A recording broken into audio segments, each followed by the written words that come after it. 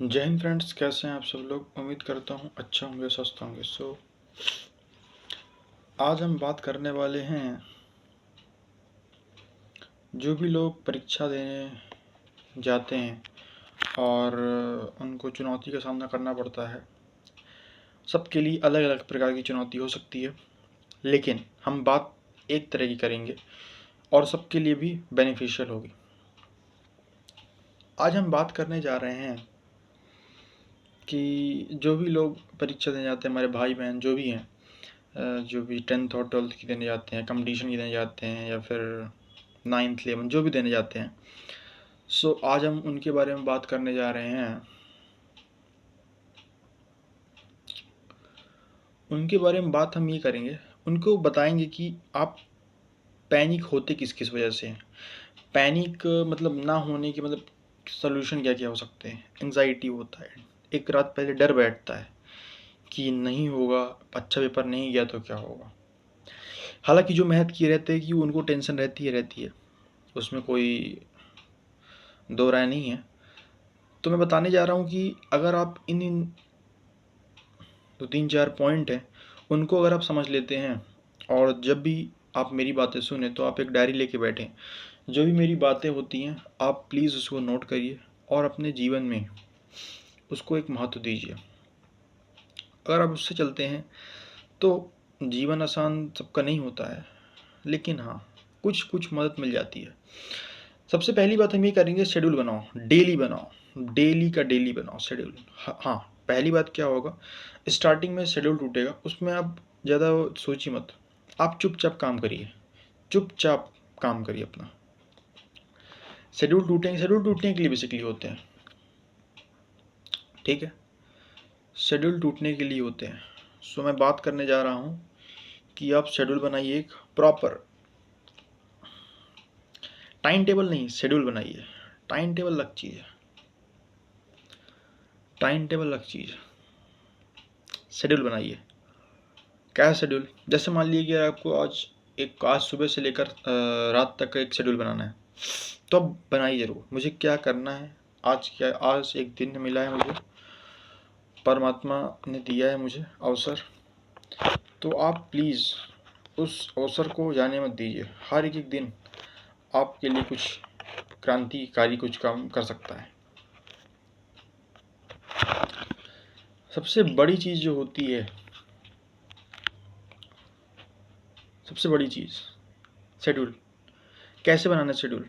जैसे आप सुबह उठ गए, आज मुझे क्या काम करना है, अच्छा बुरा जो भी आप काम करते हैं, मूवी देखने जाना हो, पढ़ना हो, कितने घंटा पढ़ना है, कितने घंटा मूवी को महत्व देना है, कितने घंटे दोस्तों से बात करनी है, कितने घंटा घर में खाना खाना है, कितने घंटा सोना है, ये सब आप शेड्यूल बनाइए। फिक्स कीजिए अपने टाइम टेबल को, अपने शेड्यूल को।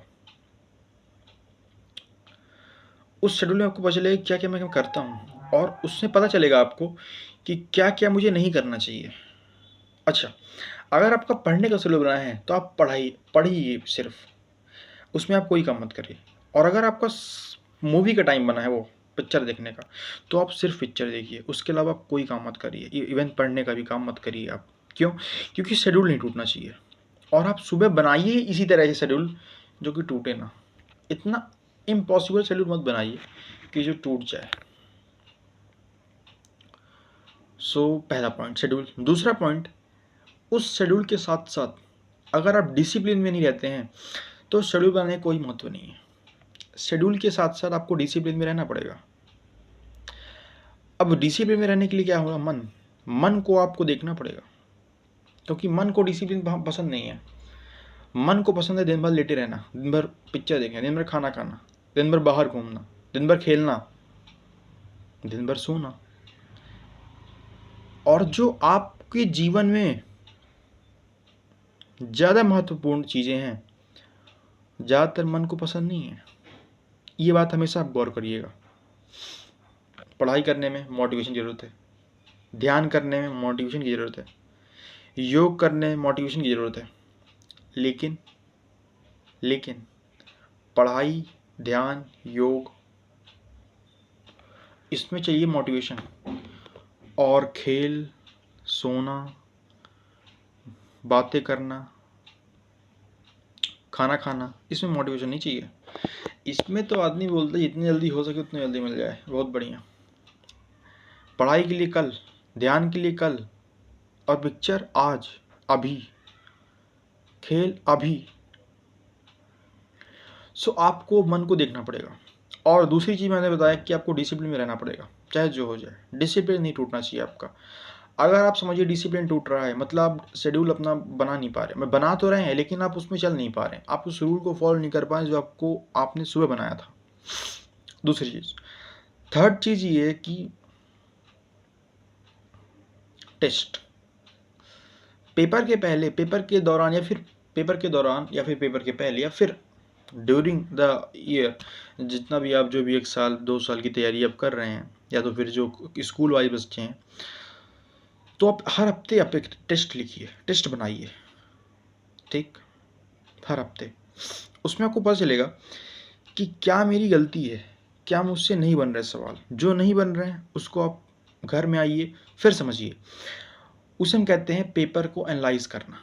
जब आप टेस्ट देते हैं, टेस्ट में कोई महत्वपूर्ण बातें नहीं है, टेस्ट कोई महत्वपूर्ण बात ही नहीं है। जब तक आप उसको एनालाइज नहीं करते हैं तब तक आपके जीवन में टेस्ट कोई महत्व नहीं रखता है। जब तक आप टेस्ट को एनालाइज नहीं करते हैं तब तक आपके जीवन में टेस्ट कोई महत्वपूर्ण बातें नहीं रखता है। इसलिए टेस्ट को एनालाइज करिए, जो नहीं बन रहा है उसको लिखिए, और उससे एक अलग प्रकार का सवाल बनाइए खुद से, ठीक है, खुद से एक अलग प्रकार का सवाल बनाइए। सो थर्ड बात ये हो गई, तीसरी चीज़। चौथी चीज़ ये हो गई, पहली चीज़ शेड्यूल, दूसरी चीज़ डिसिप्लिन, तीसरी चीज़ टेस्ट। चौथी चीज़, आप कुछ ऐसा काम करिए जो आपका मन, जो आपके मन को शांत करता हो, क्योंकि जब तक मन शांत नहीं रहेगा, मन अशांत रहेगा, तब तक कोई अच्छी चीज़ ही बुरी हो जाएगी, अच्छी चीज़ ही बुरी हो जाएगी। तो आप ये ध्यान से सोचिए कि ऐसी क्या क्या चीज़ हो सकती है जो मेरे मन को शांत कर रहे, जो मेरे मन को मजबूत कर रहा हो बेसिकली। सो आप उसको ध्यान दीजिए। आज हम 4 चीज़ों के ऊपर डिस्कस किए हैं। मैं ज़्यादा बातें नहीं करना चाहता, 10 मिनट की, मतलब 10 चीज़ें बातें नहीं करना चाहता हूँ। हालांकि मेरे पास 10 बातें भी हैं लेकिन मैं करना नहीं चाहता हूँ, क्योंकि चीज़ें ऐसी बताओ कि जो लोग मान पाएँ। तब मैं नहीं बताऊँ कि 24 के 24 घंटा काम करिए और बढ़िया समय बिताइए, ये सब नहीं।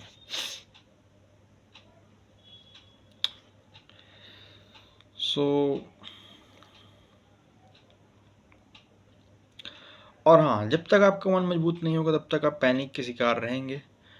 आप जब पेपर में बैठेंगे तो आपको डर लगेगा, क्योंकि बेसिकली क्या है, आपका ये मन ही तो है जो हर काम कर रहा है। बिना मन के कौन कोई चल पाया है। तो आप मन को संभालिए और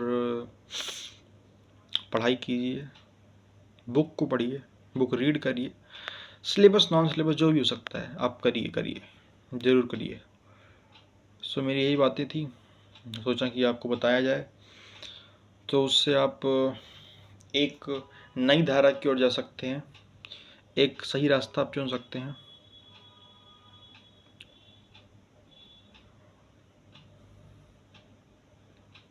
तब तक मैं आपसे अनुमति लेना चाहूँगा।